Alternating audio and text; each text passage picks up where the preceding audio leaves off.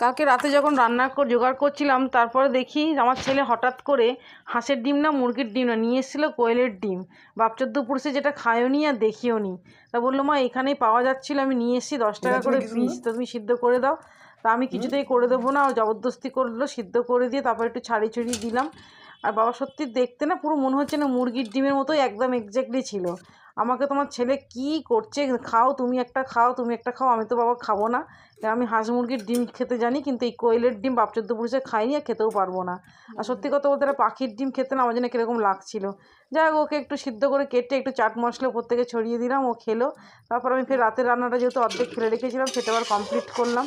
আজকে একটু চিকেন নিয়ে এসেছিলাম কাছ থেকে ফেরার পথে, আর একটুখানি একদম জল ছাড়া চিকেন করেছিলাম কষা কষা করে।